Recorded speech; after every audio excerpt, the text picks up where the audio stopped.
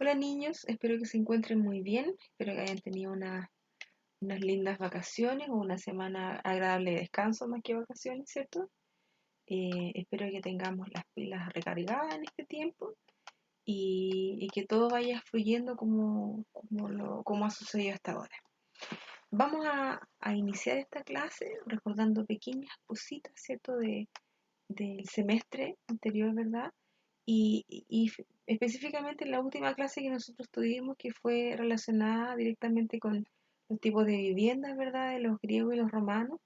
Hicimos una actividad, la desarrollamos, ¿cierto? Del libro y posteriormente hablamos y comentamos los adelantos tecnológicos o técnicos que lograron desarrollar tanto los griegos como los romanos, ¿cierto? Y vimos imágenes maravillosas del Coliseo, del Partenón, ¿verdad? Vimos el concepto de acueducto, ¿cierto?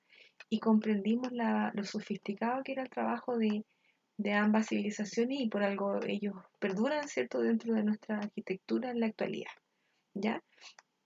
Además de eso, vamos a recordar, ¿verdad? Lo importante que fue el territorio, ¿cierto? El desarrollo geográfico que ellos tuvieron que implementar en dicho periodo, ¿ya?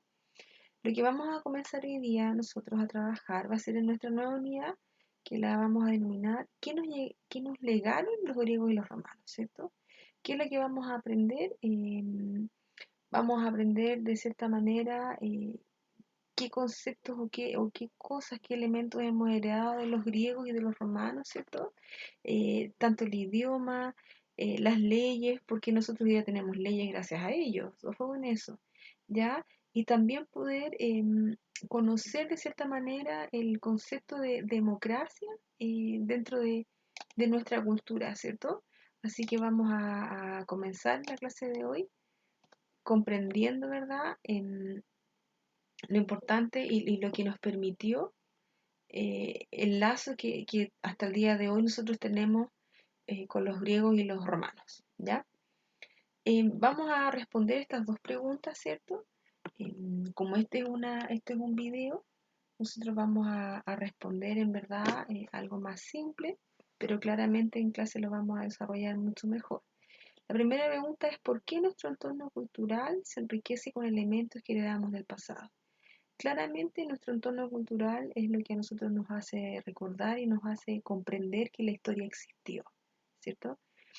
Tenemos la oportunidad, si no es de viajar, de conocer por medio de imágenes, de videos hoy en día.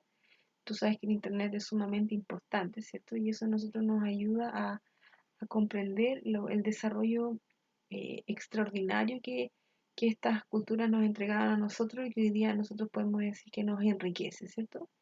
Y la otra pregunta es, ¿por qué se enriquece la sociedad cuando compartimos con otras culturas? Claro, obviamente nuestra sociedad se va a enriquecer porque amplía nuestra visión de cultura, ¿cierto? Nos hace más tolerantes, nos hace más cultos, ¿cierto? Y además nos permite conocer otras culturas y relacionarnos directamente con estas y también poder desempeñarnos en base a costumbres, a religiones, a creencias, ¿cierto? Acá hay dos textos que también los vamos a comprender en clase, ¿verdad? Y en el fondo es para poder comparar en base a dos realidades distintas, tanto de la antigua Grecia como de la antigua Roma, en relación al tipo de educación. Pero eso lo vamos a especificar en la clase y lo vamos a comentar con nuestros compañeros. La lección uno entonces nos invita a observar y desarrollar qué y cómo era la vida cotidiana tanto en Grecia como en Roma, ¿cierto? Y nosotros vamos a comprender, ¿cierto? Que este tipo de vida cotidiana, créeme que es muy similar a la nuestra. Y gracias a su vida cotidiana, nosotros hoy día tenemos un estilo, ¿cierto? De vida eh, bastante, por decirlo, reiterativo, ¿cierto? Y basado en rutinas, ¿ya? En el caso de la cultura griega, ¿cierto? Nos vamos a encontrar, que es la de acá, nos vamos a encontrar que gran parte de la sociedad se aglomeraba, se juntaba en este espacio de acá, que era considerado como el ágora, ¿cierto? Y era ahí donde, en el fondo es como una plaza central, ¿ya? Y era ahí donde se practicaba el comercio y también se discutían los temas políticos. ¿ya? Era súper importante porque era el lugar de encuentro de la ciudadanía en ese periodo. Y en el caso de los romanos, que es la imagen que tenemos acá, ¿cierto? Ellos también tenían un desarrollo bastante amplio, tanto arquitectónico como cultural, pero ellos también tenían este espacio como un espacio público y era el famoso foro, ¿ya? Y de ellos el foro es el más importante, de todas maneras. En este lugar se encontraban el mercado, se magnificaban los templos, habían bastantes edificios diferentes, ¿cierto? Y que cada edificación tenía un significado distinto y era sumamente importante. Pero también no era todo tan aburrido, por no decirlo de otra forma, y ellos también tenían maneras de distraerse.